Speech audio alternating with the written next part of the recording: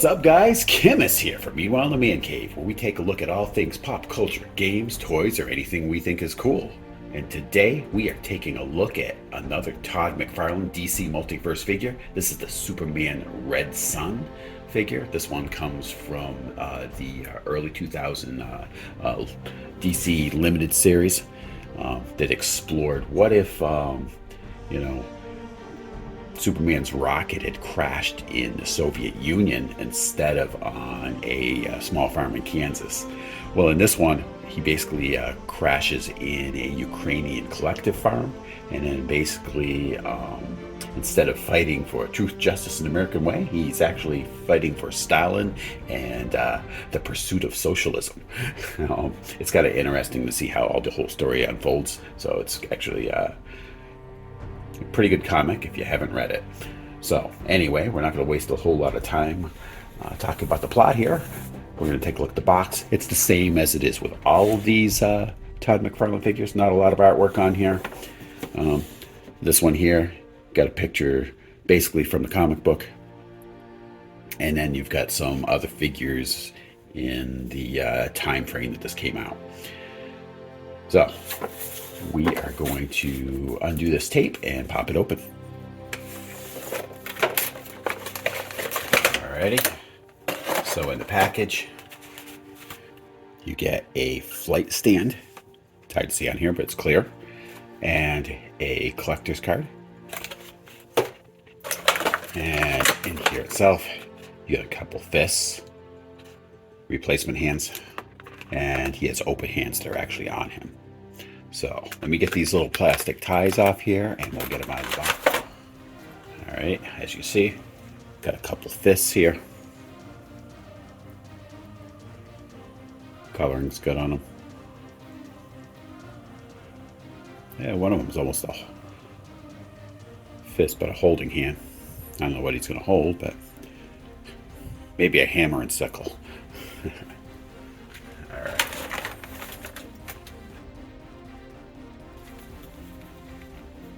There he is. Pretty good looking figure. I like the head sculpt on this more than there's a lot of these McFarlane Superman that I haven't been a real big fan of the head sculpt on. They do such a good job with the Batman, but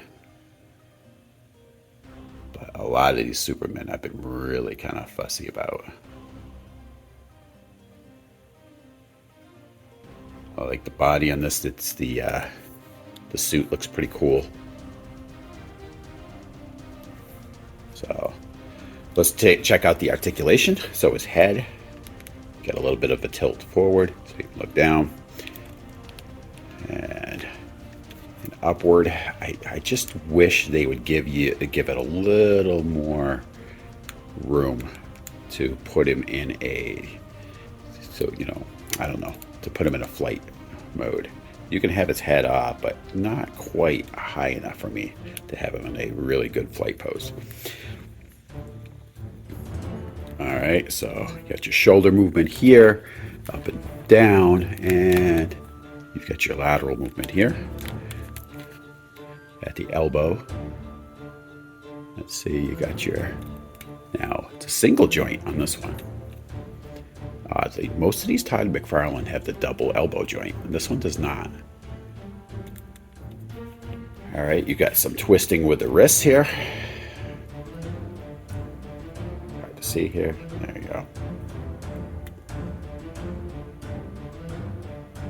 All right. And there is a hinge in there, so you got to make sure that lines up so you can do the angled movement. So just keep that in mind. It's going to be the same thing with the other arm. You got his abdomen. Abdomen has that little bit of a crunch to it. And you've got some waist movement. And now you do have the double joint at the knee. So that way you can have a greater range of motion. And it's like outwards and back and forth. And then lastly, there's his ankle or his foot. You've got some toe movement there. and some lateral movement here,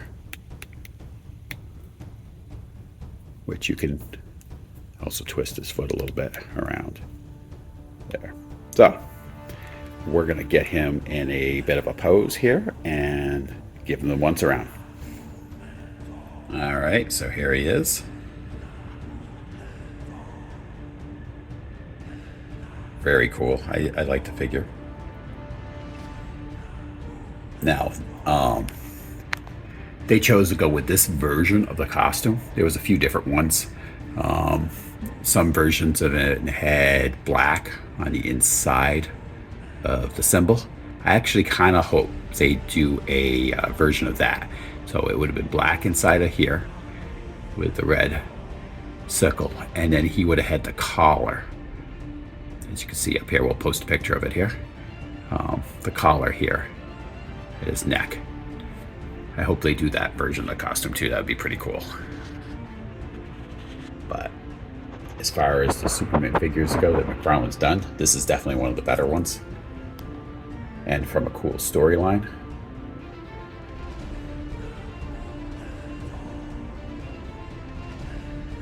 He's done really well.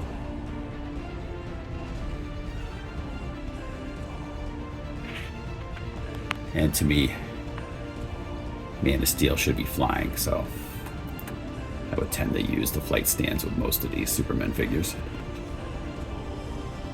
But there haven't been a lot of them that I've wanted to get so far because of the head sculpts. But this one had a good head sculpt, so I'm glad this one came out. The last Superman figure we did on here would have been Black Lantern Superman. If you haven't checked that out, check out the video. Cape's pretty good here too.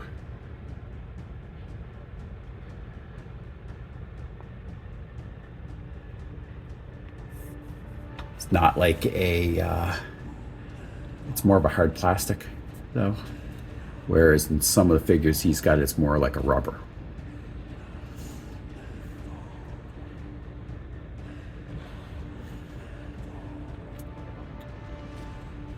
These flight stands are a little wobbly though, just so you know. But at least they come with one.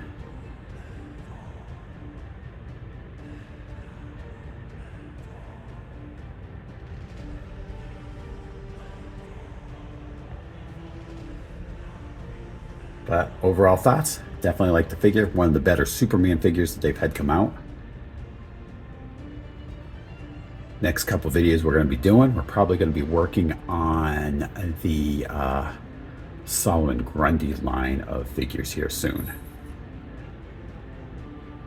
which is a build-a-figure from Todd McFarlane, based on the Arkham City series, video game series that is. Anyway, I want to thank you guys for tuning in. Come back for the next episode of Meanwhile in the Man Cave. And I'll talk to you guys later.